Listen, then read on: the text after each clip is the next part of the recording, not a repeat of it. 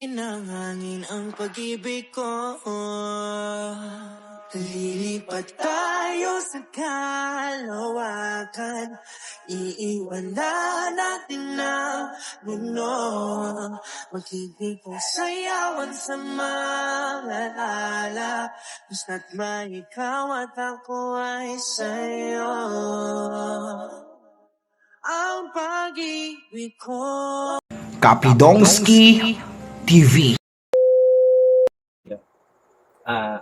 Pasensya na rin kayo sa kung sa mga nabitawan kong salita doon sa live ni Ma'am Drew kagabi. Pasensya na kayo kasi siyempre po bugso ng damdamin at ako yung isang magulang at nakikita ko kasi sa Comsec yung mga iba-ibang pananaw nila, iba-ibang pananalita about kay Krista. At hindi po talaga, alam niyo naman, sabi ko sa inyo, pag si Krista na kasi pinag-uusapan, talagang alam niyo naman si Tatay Junel. Ayan, kalingap Tatay Junel. Sabi ni Ate Jessica, malaki ang kasalanan ko sa dalawa. Kalingap Pim at CJ, alam mo kung bakit? Ay, hindi yung kasalanan, Ate Jessica. Ang magmahal po ay hindi kasalanan. Yan, lalong-lalo na kung ipaglalaban mo yung minamahal mo. Hindi po yung kasalanan. Okay na po tatay at intindihan na namin yung kami ang nasaktan para sa kanilang dalawa. Kau pa kaya? Ayan po. Pasensya na po kayo kung ano man po yung nabitawan kong salita. Yan, pasensya na rin kayo si Kalingap Mikoy. Nag-message na po ako sa kanya. Nag-message na po kay Kalingap Mikoy. Nag-usap na po kami. Tumingi rin ako ng dispensa. Kasi talagang nasaktan din po ako. Hindi naman po ako. Alam ko po nasaktan kayo about dun sa vlog.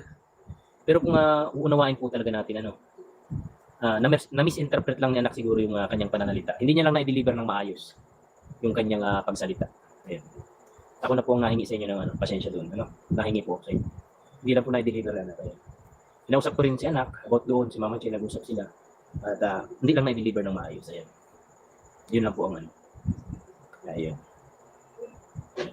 Sana pumasok si maganda. Pasok ka anak kung sa live natin. Pasok siya. Mag-hi ka naman. Ayan. Yes po, pumasok na po ako. At kailangan kasi ako pinaliwanag ko po kayo kaya nag-live na po ako. At alanganin po tayo mamaya-maya ay si Kalingap Mikoy ninyo ay may premiere po yata 9:30. Hindi ko sure kaya nag-adjust na po ako para hindi tayo abutin nanood naman ako kay Kuya Bal kalahating oras. Ayan. Inulit ko po pasensya na kayo kung ano po yung nabitawan kong salita doon sa live ni Ma'am Drew Angela pati dala lang po yun at bugso lang po ng damdamin ng inyong abang lingkod kasi anak ko po si Krista kaya ayun hindi ko maiwasan talagang magsalita ng gano'n. Tsaka nabasa ko din yung sa comment po bali itinuloy ko lang. Ayan. Nag-usap man na kami ni Kalingap Mikoy, humingi rin ako sa kanya ng pasensya. Ayun. Kagabi nag-chat po kami. Ayan, pasensya na po. Kaya humingi ako sa inyo ng pasensya. Tsaka wala po akong binanggit doon na pangalan. Wala akong binanggit baka naman may lumabas na issue. Wala po akong binanggit na pangalan ng GF. Wala akong binanggit na pangalan para maliwanag po ang lahat. Ayan. Margie, unawain na lang natin ang sisigitan din dahil ganito po kasi yan. Sabi ko nga kay anak, sana naman inunawa mo din yung damdamin ng mga Mikrisioners, yung mga Mikris, yung mga nagmamahal sa'yo kasi siyempre po baga alam niyo naman po si Krista baga marami pong iniisip yung bata na yan. Ako na nga humihingi sa inyo ng pasensya kasi yung binitawan niyang salita kahit po ako nagalit sa kanya. Pinapanood ko nga kagabi, di ba sabi ko sa inyo sa live ko kagabi habang pinapanood ko, parang hindi ko din tinapos. Ayan. Parang din ako, parang nalumo ako. Kasi unang-una po yung pinangako ko sa inyo, hindi ko natupad. Kaya ganoon. Kaya yun. Akala ko nga magiging maayos na kasi okay na po baga nag-live na ako. Sabi ko nga sana bukas okay na Kaya lang po yung pumasok ko nga ako kay Ma'am Drew Angel at may nag-concern sa akin na pasok ko sa live ni Ma'am Drew Angel. Ayun. Nasakpan ko talaga yung mga hindi magagandang pananalita about sa aking anak. Kaya ayun, as a father, as a ama, magulang, nasaktan po ako. Talagang sabi ko nga sa inyo, di baling ako ang i-bash nyo, huwag na lang si Krista po. Isipin nyo po once na i-bash nyo kasi nag-aaral po yan, baka maapektuhan po yung pag-aaral ng aking anak. Kaya ayun, ako na po ang humihingi sa inyo ng dispensa kung ano po yung binitawan nyo salita. Yan, at paano ko ba sasabihin to? Baka po mag-live siya, abangan nyo na lang na mag-live siya or pumasok sa aking live. Magsasalita yan siya about doon, Pero hindi ko po sure kung ngayon or bukas or kailan, Pero sigurado po, magpapaliwanag yan yung side niya ni Kristano. Ayun. Sabi ko nga sa kanya, kung mag-live ako, pumasok ko sa live ko, mag-ano ka. Kaya lang, siyempre po, mano pa sa kanya yung, pa siya nagdadalawa pa siya kasi yung mga binitawan niya ng pananalita ko. Kaya sabi ko nga, ako na lang ang hihingi ng dispensa sa inyo po, sa mga nagmamahal kay Krista, sa Mikris, sa lahat ng mga GC, sa lahat ng mga dyan. Ako na lang po. As ama, talagang humingi po ako ng dispensa doon sa nabitawan ni anak na pananalitaan. At sabi ko nga sa kanya, dapat na-deliver mo ng maayos. Hindi mo sana ganun. Pwede mo naman dahan-dahanin yun. Kasi alam ko naman, sabi ko nga sa inyo mga kagabi, na mababait naman yan mga Mikrisioners na yan, mga Mikris, mga supporters nyo dati. Mababait yan, basta wag lang wag yung sobrang kasi sobra silang nagmahal sa inyo, sobrang fanatic, tapos biglang ganun lang. Alam naman natin na hindi na si Krista ang nagbitaw ng ganun salita. Si KM, nagbitaw na din siya ng ganun na huwag nang umasa, di ba? Bali si Krista, parang inulit niya lang. Kaya lang yung pagkaka-deliver ni Krista at yung dagdag, hindi po nagustuhan ninyo. Yun. Kaya yun, kinausap naman namin ni Mama Che, ayun. Huwag kayong magalala, siguro hindi ngayon or baka pumasok siya sa aking live or magsarili siyang live, magpapaliwanag po yan sa inyo about yan, Ayan. At yun ang abangan niyo po, yun na lang po. Kasi mas maganda din yung siya sa inyo kaysa manggaling din sa akin. Pero inuunahan ko na po kayo, at humingi ako ng dispensa. Kasi yung pinangako ko rin sa inyo, hindi ko rin po nagawa. Kasi nga, biglaan nga yung vlog, wala tayong Pero, sana naman, alam ko naman na mababait kayo at talagang mahal nyo si Krista. Kaya, yun muna yung aking ngayon, Abangan nyo po yun. At kung hindi man po pumasok sa aking live, magla-live yan siya. Alam nyo naman yan kung saan niya nagla-live. Pwede sa FB, pwede sa TikTok niya. Magla-live yan. Pag hindi po pumasok sa akin. Kasi sabi ko sa kanya, magpaliwanag din po sa inyo about doon sa binitawan niyang salita na nakakawindang. Kahit ako talaga, totoo. Tanongin mo si Mama Che, hindi ko po tinapos yung vlog kasi nawindang talaga ako. Wala kasing ka-idea Wala talaga. Kaya yun. Ako naman, yung mga plano naman ni Kuya Ram, alam ko naman na para kay Krista okay naman po yun. Wala naman po akong doon. Wala akong iniisip na. Kasi kung alam ko naman ikakasama ni Krista yun, talaga kung, siyempre, kausapin din natin si Kuya. Pero wala naman po akong nakikita. At saka yung wala po yun. Good vibes lang po yun si Lolo. Si Lolo? Lolo ba yun, Mama? Lolo. Yan. Tawagin ng Lolo. So, nakalimutan ko yung pangalan. Yan. Maraming salamat po sa inyo at sana po, hindi ko naman pinipilit na intindihin nyo at yung mga binitawang salita niya. Pero, sana naman po yan. May mga anak din po kayo. Alam nyo yung pakiramdam pag pinag-uusapan na yung about sa anak. Po? Kami naman po ni KM, nag-usap na kami kagabi. Humingi rin ako na sa kanya ng pasyensya about doon kasi wala naman po talaga. Napakabait niya ni Kalingap Picoy. Talagang wala kaming talaga niyan. Yung away, yung good talaga kami niyan. Wala kaming niyan. Talagang sobrang, sabi ko nga sa inyo mag-alam niyan. Yun lang talaga, pasyensya Kalingap Picoy kung nakapagbitaw din ako kagabi kasi gawa ng, alam mo naman, yung sinabi ko sa iyo, Alam ko naman kung gaano mo pinoprotektahan din si Krista. At pasyensya na, Ayan. At yun na lang po, yung ko, Kaya nag-live po ako ng kalahati na yata si Kuya Bala yan. Diba? Tsaka si Lolo kay yan, yung kasama ni Krista, si Melka, alam ko po. Mabait yan si Lolo. Patay, napakaswerte ng mga anak ninyo. Ay, kahit naman po sinong magulang siguro, na nasa kalagayan po ngayon, pag ganun ang nangyari sa mga anak ninyo, talagang ipaglalaban talaga natin. Di ba po? Ang hirap kayang gumawa ng bata. Ang hirap. Tapos ibabash lang kung ano lang yung sasabihin, di ba? Ang hirap. Yan, bro mo, inaruga namin ni Mama Che simula bata yan. Talagang todo ang pagprotekta namin yan.